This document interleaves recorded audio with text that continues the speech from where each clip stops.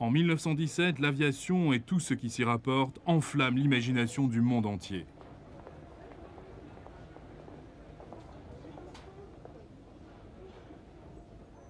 Les progrès réalisés dans d'autres domaines sont plus lents et souvent l'objet d'intrigues politiques. Mais une de ces innovations est déjà testée et mise à l'épreuve à la bataille de la Somme en 1916. Bien que rejeté comme une absurdité lors de sa première apparition, en 1917, le char de combat est reconnu comme une formidable arme de guerre. La seule arme, en fait, qui semble capable de faire évoluer la situation sur le front.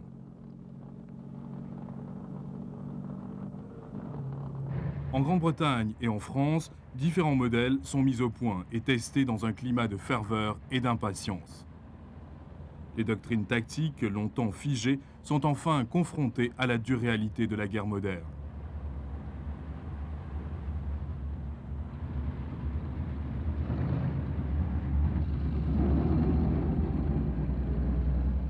Cependant, tandis que ces machines offrent la possibilité de sortir de l'impasse sur le front, elles contribuent aussi à l'industrialisation grandissante de la guerre, combat tout aussi crucial malgré son éloignement géographique du champ de bataille.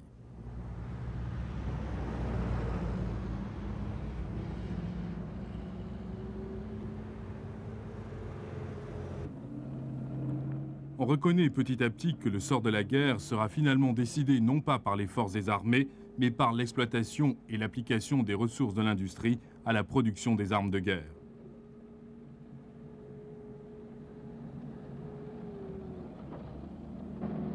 Le nombre de soldats n'est plus considéré comme aussi important que le nombre de chars, de canons et d'aéroplanes.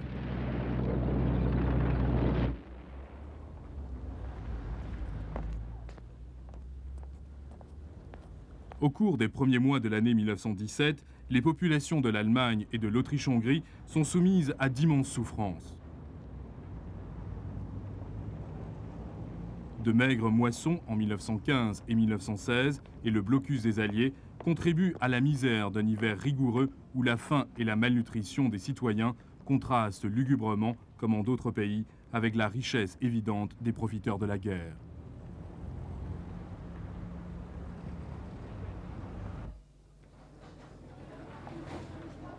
L'aggravation de la pénurie dans chaque pays entraîne l'apparition du marché noir et donc à des inégalités encore plus grandes, un sentiment d'impuissance et au ressentiment.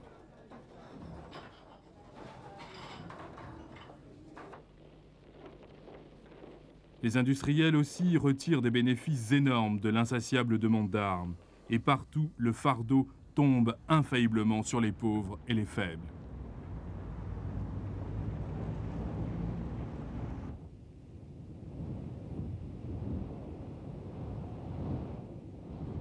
Pendant les premières années de la guerre, les Allemands n'attaquent pas au hasard les navires alliés, mais confrontés à une pénurie critique et à un blocus toujours plus dur, le commandement allemand se résout à une offensive sous-marine de grande envergure.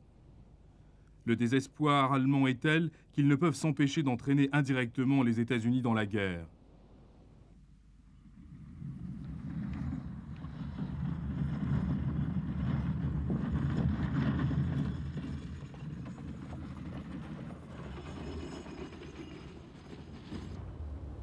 Mais c'est surtout en Russie que se font sentir les fardeaux de la guerre.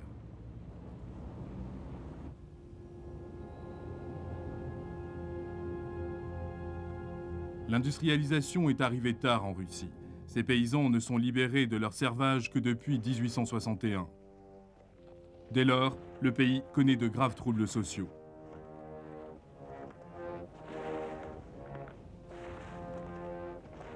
La rationalisation de l'agriculture et l'apparition d'agriculteurs indépendants accélèrent l'exode des paysans déjà considérable vers les zones urbaines. Le prolétariat déraciné et affamé envahit les villes.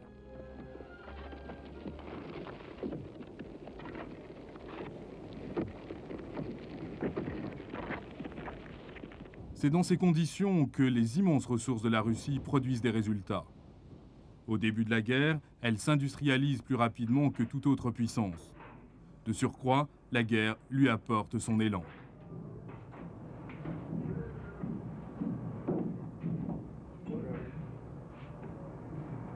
Au cours des premières années de la guerre, la Russie subit une transformation industrielle inégalée par son ampleur et son intensité. Sa production de matériel de guerre augmente de façon spectaculaire.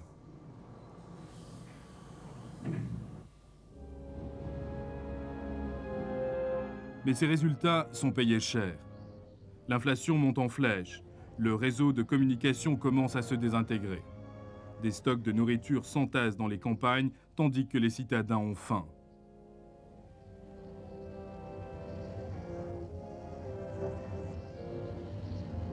Aucune perspective de victoire, ni aucun accord de paix, aussi éloigné soit-il, ne permet de soulager les privations subies par les populations civiles.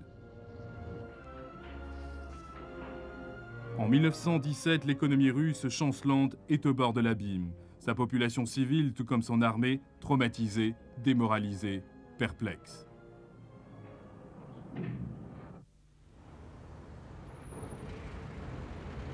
Le nombre croissant de victimes, les privations toujours plus dures, l'impuissance manifeste du gouvernement, tout se combine pour attiser le feu de la révolte.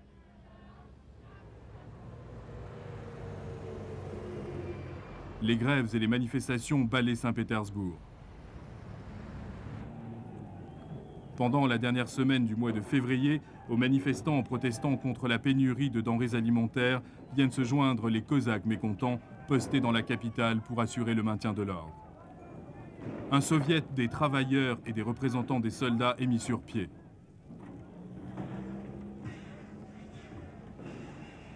Une immense foule se dirige vers la Douma, assemblée représentative instituée par le tsar, mais sans pouvoir réel.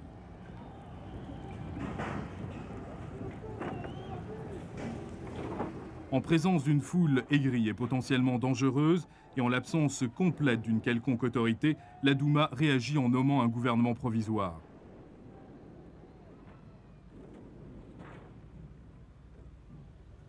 Trois jours plus tard, le 2 mars, le tsar abdique, reconnaissant ainsi le gouvernement provisoire et la révolution.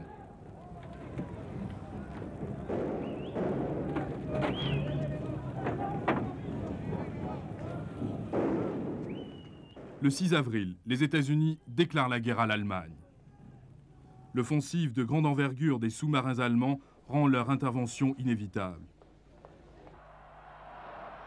Le déclenchement de la guerre délivre l'Amérique de la récession, entraînant l'essor de son économie en 1915 et 1916, alors qu'elle subvient aux besoins des nations en guerre.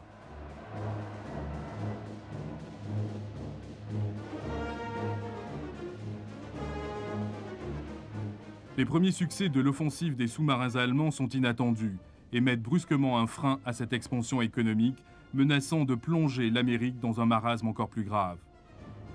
Par ailleurs, la sécurité de ses clients, principalement la Grande-Bretagne et la France qui plient sous le poids de leurs dettes, joue un rôle important dans la décision des États-Unis. La garantie de leur paiement dépend finalement de leur victoire.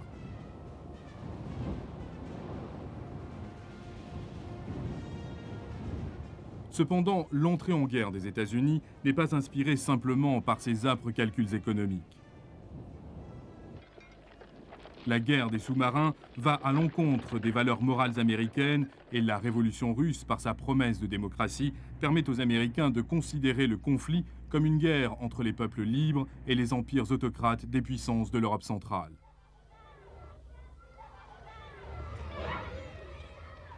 L'entrée en guerre de l'Amérique apporte peu de répit immédiat à la Grande-Bretagne, souffrant maintenant d'une pénurie chronique et d'un mécontentement latent.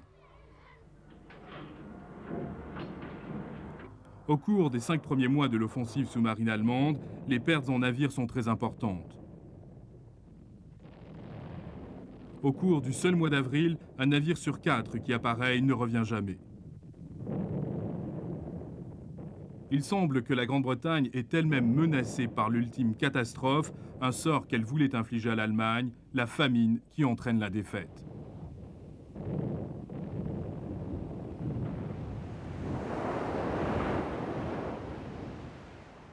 En mai, la marine britannique institue un système d'escorte pour les convois maritimes, assurant la protection des navires marchands tout en appâtant ainsi les sous-marins.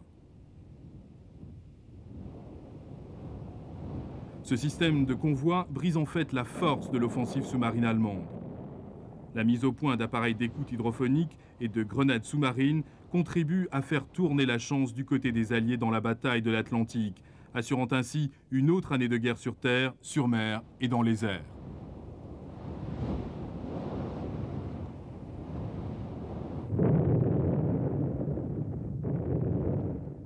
Le printemps n'apporte que davantage de carnage sur les champs de bataille de France.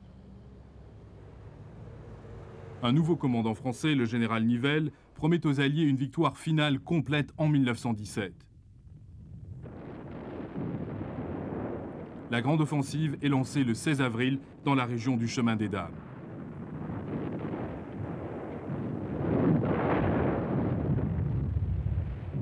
Dès le début, l'attaque est un désastre. Malgré des succès mineurs remportés par les Britanniques dans les environs d'Arras à l'ouest, l'attaque principale s'embourbe devant les positions allemandes, à peine touchées par un bombardement fourni. Le soir, Nivelle n'avançait que de 500 mètres, au prix de pertes effrayantes. Le mois suivant, Nivelle persiste dans son offensive. Il obtient sa promotion en promettant la victoire. Il doit donc absolument tenir sa promesse pour éviter un désastre personnel.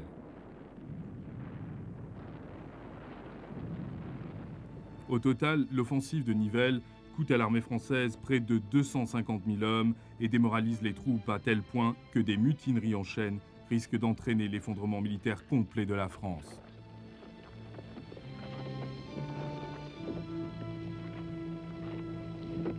En mai, l'offensive finit par s'essouffler. Comparé aux pertes, les gains paraissent insignifiants. Pour l'infanterie française, il semble que ce sacrifice ait été entièrement vain.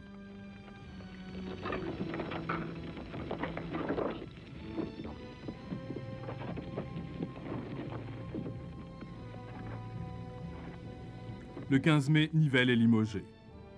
Son remplaçant, le général Pétain, doit faire face à l'immense tâche qui consiste à rétablir l'ordre et le moral de ses armées épuisées.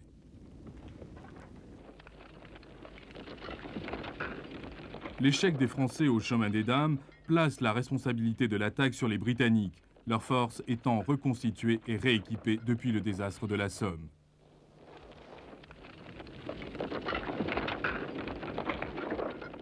Pour alléger le fardeau pesant sur les Français et remporter une victoire purement britannique, le général Haig décide d'attaquer dans les Flandres pendant l'été. La troisième bataille d'Ypres commence par le barrage d'artillerie le plus violent de toute la guerre. Le bombardement durera 2 semaines sans succès réel, mais faisant du terrain une mer de boue presque infranchissable et livrant tous les avantages aux Allemands sur la défensive.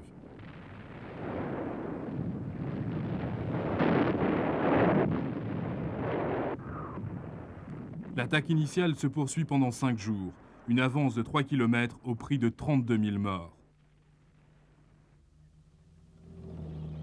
Les chars massés derrière les lignes ne peuvent prendre part à la bataille. Le sol ne supporte plus leur poids.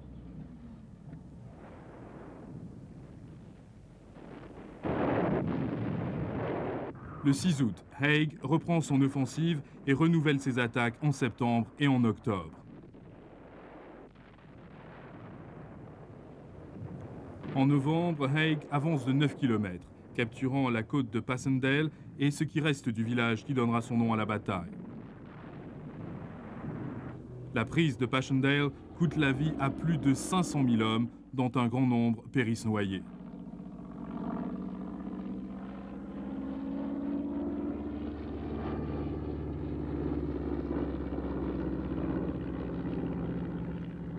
En Russie, la situation se détériore.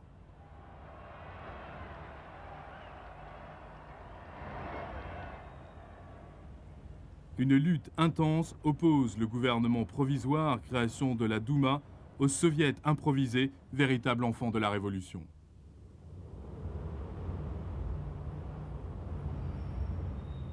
La personnalité remarquable d'Alexandre Kerensky domine ces 2 conseils.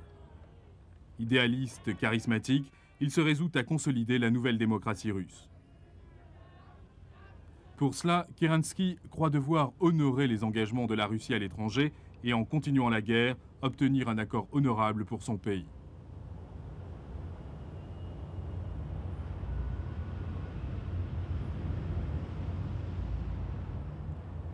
Mais selon l'ordre numéro 1 du Soviet, le simple soldat russe ne peut être forcé d'exécuter les ordres qui sont en contradiction avec ses désirs personnels.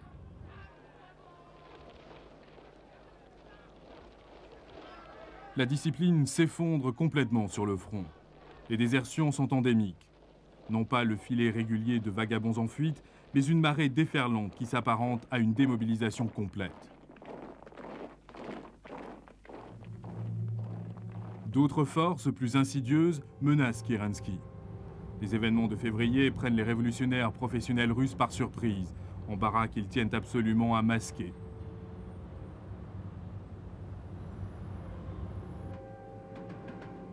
À l'époque, le chef des bolcheviks, Lénine, se trouve en Suisse. Les Allemands prennent alors conscience qu'il ignore presque tout de la crise qui secoue son pays. Voyant en Lénine l'instrument avec lequel ils peuvent non seulement renverser Kerensky, mais aussi précipiter la Russie tout entière dans la catastrophe, ils envoient celui-ci secrètement en Russie via l'Allemagne. Des fonds lui parviennent par leurs agents pour financer sa mission.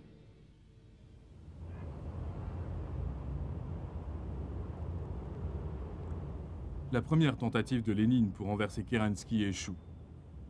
À la suite d'un coup d'État manqué en juillet, Lénine est démasqué comme un agent allemand et forcé de fuir Saint-Pétersbourg.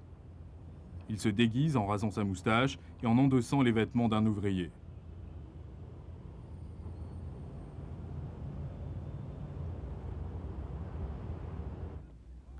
Caché en Finlande, Lénine continue à comploter contre Kerensky, exhortant ses partisans à saisir les positions clés dans le Soviet et ainsi élargir le gouffre existant entre le Soviet et le gouvernement.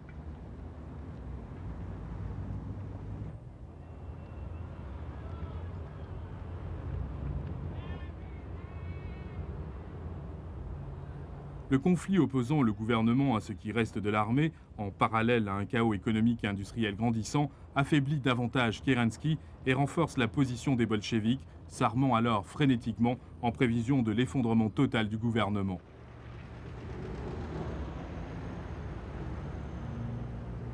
Le matin du 27 octobre, tandis que Kerensky essaie de mobiliser des partisans dans les campagnes, le palais d'hiver est pillé par les bolcheviks qui proclament la chute du gouvernement provisoire.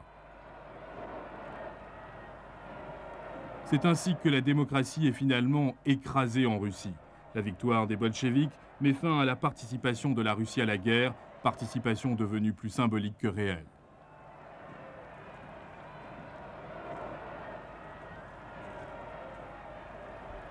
La paix de Brest-Litovsk, signée au début de l'année 1918, permet à l'Allemagne de transférer des divisions à l'ouest et de rassembler ses forces pour une dernière grande offensive.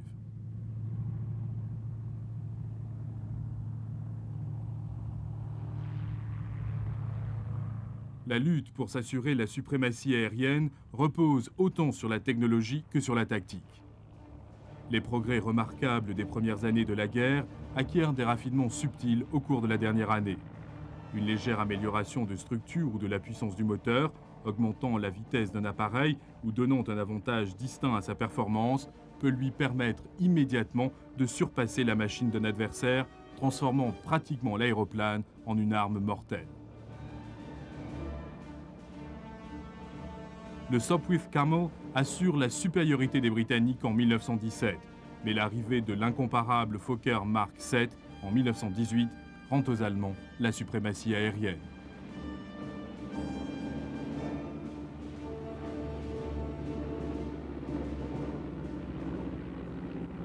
Assurés une fois de plus de la maîtrise du ciel au-dessus des tranchées, les Allemands peuvent constituer en secret une armée de 3 millions d'hommes et de 10 000 canons.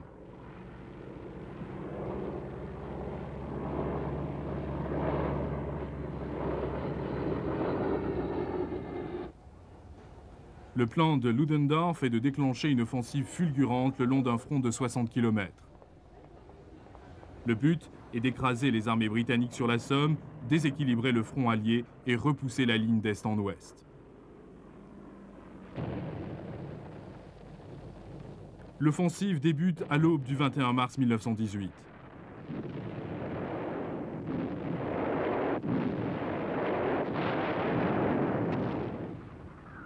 Après un bombardement bref mais destructeur, les Allemands avancent protégés par un nuage épais de brouillard matinal. Cette fois, il ne s'agit pas d'un déploiement d'infanterie en masse, mais de troupes de choc spécialement entraînées pour cerner les faiblesses des lignes britanniques. Des équipes de combat les suivent dans le but d'ouvrir des brèches à l'armée qui arrive.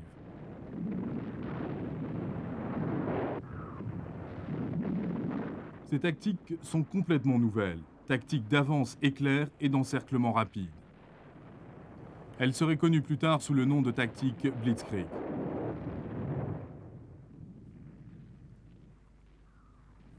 En 1918, elles sont dévastatrices.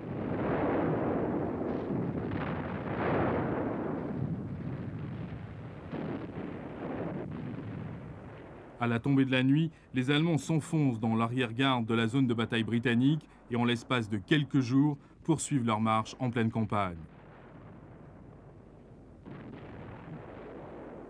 Des milliers de soldats britanniques sont tout simplement dépassés.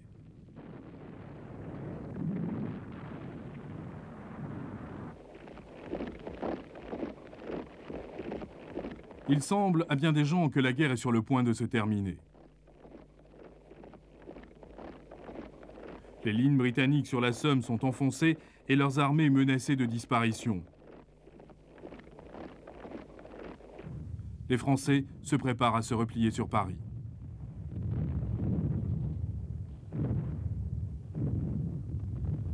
Mais au dernier moment, le désastre est évité. Non pas par un miracle militaire, mais en plaçant l'armée britannique sous le commandement du maréchal Foch, unifiant ainsi le commandement et engageant les Français à appuyer l'armée britannique.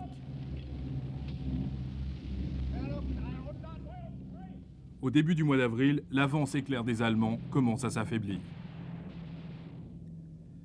Bien que pratiquement en déroute, les Britanniques et les Français ont recours à leurs réserves mobilisées à la hâte. Par contre, les Allemands sont sur le point d'épuiser les leurs.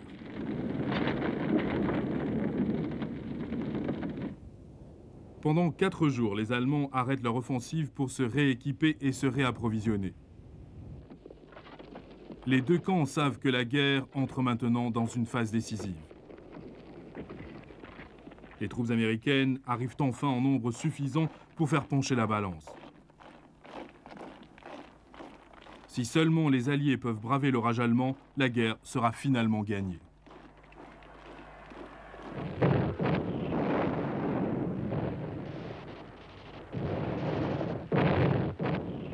Le 9 avril, la tempête se déchaîne de nouveau sur la 2e armée britannique dans l'avancée d'Ypres. De nouveau, les Allemands envahissent la zone de bataille britannique, progressant en certains endroits de 20 km. Mais comme à la bataille de la Somme, les Britanniques réussissent à stabiliser le front en se retirant en temps opportun et en rassemblant tous les effectifs possibles pour combler les brèches.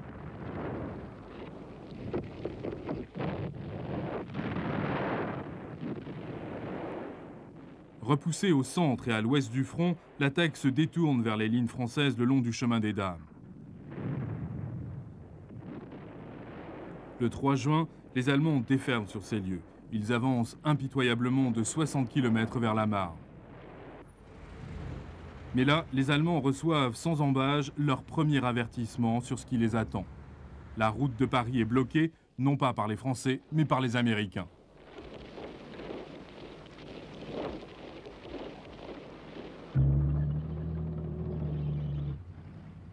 Depuis qu'il est à la tête du commandement des armées alliées, Foch maintient d'imposantes réserves stratégiques. Elles servent à retenir les Allemands au point le plus éloigné de leur avance.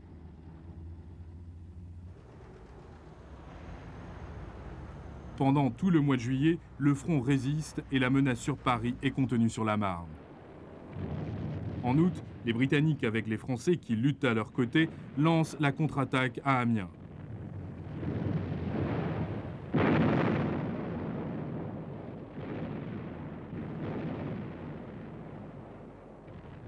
Jusqu'ici, les chars n'ont jamais été employés avec succès.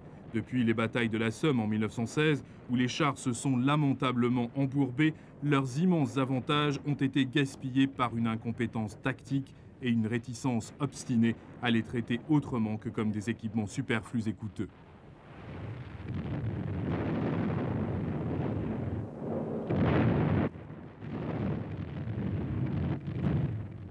À Amiens, sur un sol ferme d'été, les chars avancent pour la première fois avec l'appui conjugué de l'infanterie. Pour une fois, ils ne sont pas annoncés par l'habituel martèlement interminable des canons. Ces mastodontes métalliques trapus roulent hors des brumes de l'aube au-dessus des fils de fer barbelés et des tranchées, justifiant tous les efforts et toutes les dépenses qui leur ont été consacrées.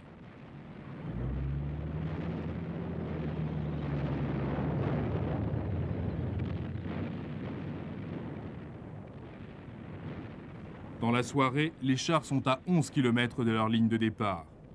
15 000 Allemands sont faits prisonniers et bien davantage tués ou blessés.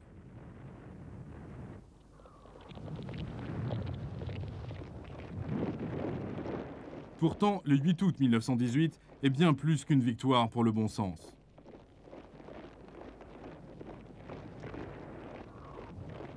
Ludendorff l'appellera le jour sombre des armées allemandes, le jour où l'Allemagne perd la guerre.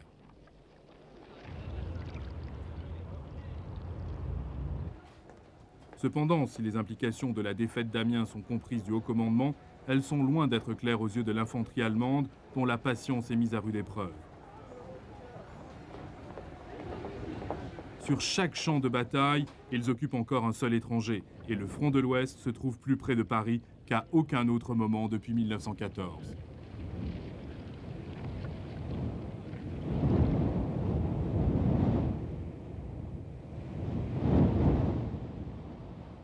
Mais le flux continu des troupes et des armes américaines assure que Paris restera pour toujours au-delà de la portée de l'Allemagne, alors qu'aux immenses flottes de la Grande-Bretagne et de la France s'ajoute celle de l'Amérique, transformant le blocus en étau d'acier toujours plus resserré.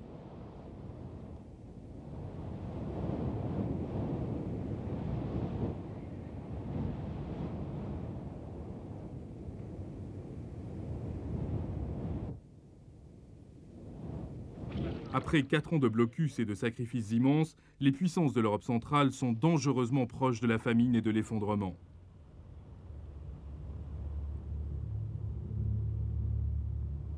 La capitulation de la Bulgarie en septembre 1918 apporte encore plus d'isolation et de privation.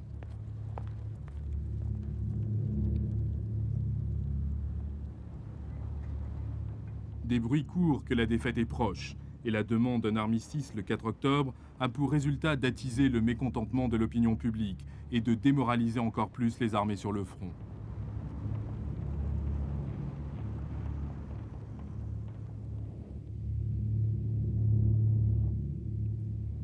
Face à la puissance militaire croissante des Alliés sur terre, en mer et dans les airs, les Alliés de l'Allemagne vacillent puis s'écroulent. L'effondrement interne de l'Autriche-Hongrie en octobre et sa capitulation le 2 novembre laissent l'étau d'acier se refermer sur une Allemagne totalement isolée.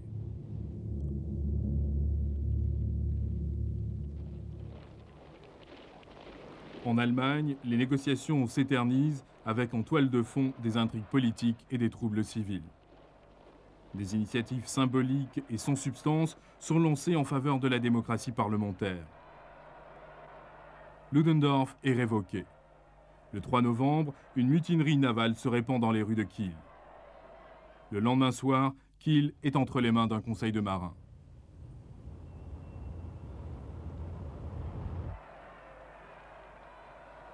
La révolte se propage à Hambourg, Brême, Wilhelmshaven, Cologne. La révolution infligée à la Russie grâce à des complots allemands menace à présent l'Allemagne elle-même.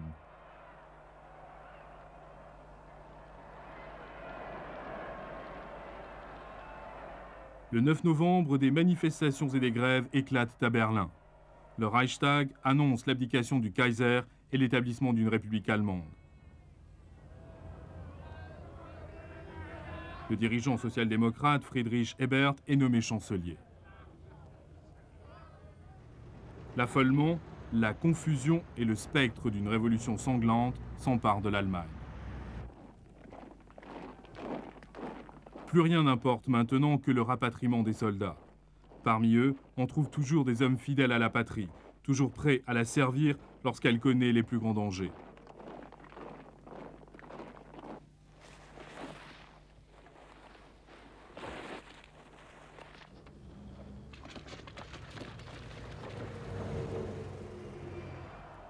Le 10 novembre, les dirigeants de l'Allemagne acceptent sans autre forme de procès les conditions présentées par les Alliés et le jour suivant, le 11 novembre 1918, la Grande Guerre prend fin.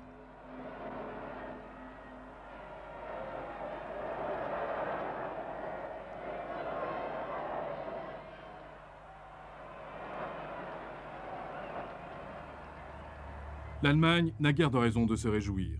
L'armistice que ses représentants ont signé ressemble fort à une capitulation sans condition. L'évacuation immédiate de la France et de la Belgique correspond à ses pressants besoins de rétablir l'ordre dans le pays. Mais elle doit aussi accepter de livrer à l'occupation étrangère de vastes régions de la Rhénanie et céder d'immenses quantités d'équipements de guerre, y compris une grande partie de son aviation et de sa flotte. De telles concessions ternissent l'image de la Nouvelle République aux yeux de ses héritiers.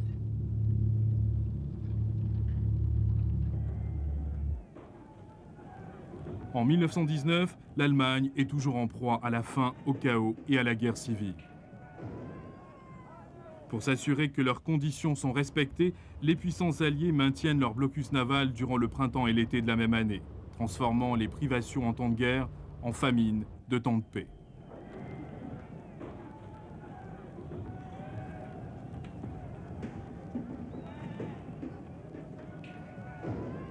Parmi les troupes démobilisées, la jeune République trouve les hommes pour chasser le spectre de la Révolution et ramener l'ordre dans la patrie.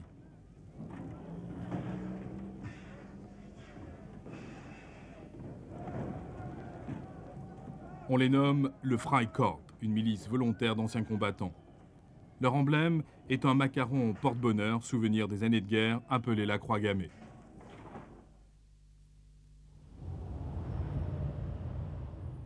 Les puissances victorieuses se réunissent à Versailles pour décider des conditions de la paix.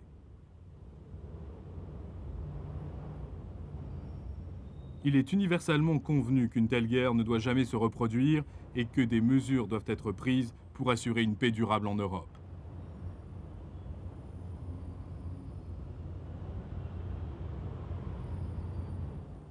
L'Allemagne doit être punie. Ses forces armées réduites à un niveau à peine suffisant pour maintenir l'ordre en temps de paix. Les vainqueurs doivent se partager ses colonies et certaines parties de son territoire national.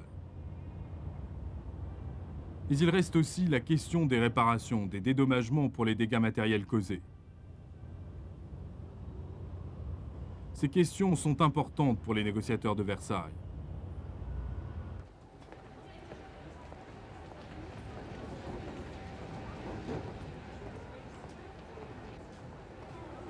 Pour l'Allemagne, il n'y aura que blâme, confiscation et humiliation. Et pour la jeune République, un traité de paix qui la brisera, et ce faisant, condamne le monde à une autre guerre.